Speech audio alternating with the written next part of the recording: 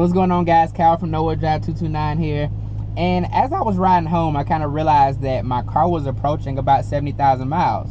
And ironically, when I got rid of my Toyota Camry, it was a 2012 Toyota Camry, it had about 70,000 miles. It had about 69,000 miles on it, and my car is at exactly 68,713 miles. Reading it right off of the thing. So, that being said, there's something I thought about. I spent more on maintenance on my Toyota Camry than I have on the M3. And let me explain how. So, my Camry, I don't know why this happens. I'm pretty sure this is not a common thing. But my Camry had some electrical issues. Like, I was headed to work one morning, and the car just wouldn't start. Turns out the battery was dead. We went through the whole shebang of trying to figure out why the battery was dead. Nothing was left on. Like, the battery just died. I don't know if it was just a bad battery or what. So, got the battery changed. Of course, Toyota does not warranty that.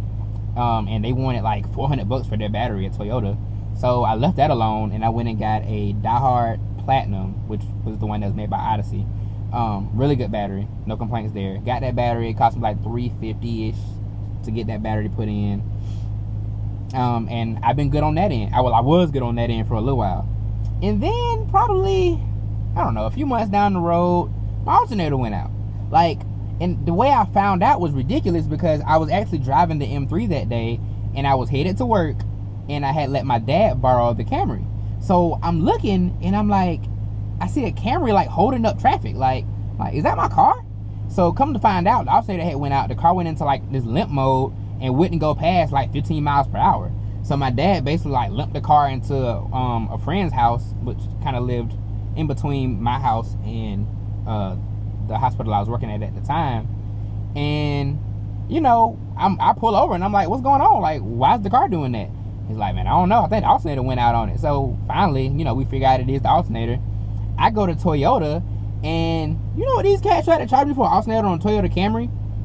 They wanted $1,500 for the alternator installed, because apparently the alternator part was expensive, and the work to change the alternator on a V6 Camry, the 2GR FE motor, was apparently really expensive. My thing is, it's a Toyota Camry. People buy them because they're supposed to be reliable and cheap maintenance.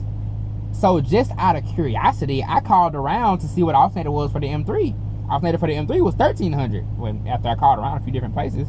So my thing is, like, how in the world does an alternator on a Toyota Camry cost more than an alternator on a BMW M3? Like, how does that match up? It kind of makes no sense, because once again, people avoid German cars essentially because they feel like the maintenance is too high, and they go with cars like Toyota because the maintenance is supposed to be cheap and the car's supposed to be reliable. It's kind of weird to me. But I will say, with that matter, Toyota did end up taking care of me. I had to complain a little bit, I had to throw a few tantrums in the dealership, but I ended up paying $300 out the door for the alternator installed. Don't ask, just know complaining will get you everywhere. But yeah, I just thought about that because, like I said, the M3 has cost me nothing essentially in maintenance. I've mentioned before, throttle actuators were done under warranty. I had a blown speaker done under warranty. But even if I was to calculate those two costs with me shopping online for those parts, I mean, it would have been about the same. And like I said, I put 70,000 miles on this car, 70,000 miles on the Camry. I've tracked this car. Of course, I wasn't tracking the Camry. And the M3 is holding up very well. Now, am I going to sit here and tell you buy an M3 instead of a Toyota Camry? No. But the fact that the M3 has held up the way it has, and my Camry held up the way it did, you know, just felt like that was something worth mentioning to people who may be a little skeptical about buying a German car in general, or buying an e92 M3. Holds up really well. Really, really well. Now, after this video, it's probably going to break down completely. It's going to cost me like 30 grand to fix it because I said all this. But hey, in this moment, my BMW M3 is more reliable than my Toyota Camry.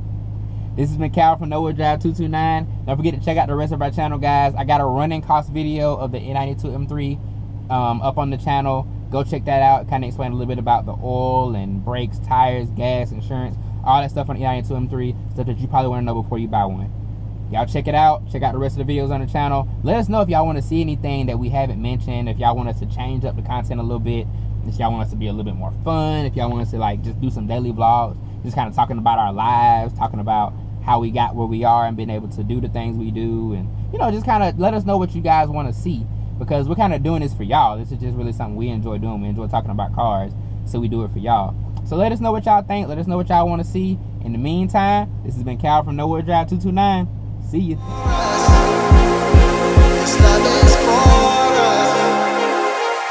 It's for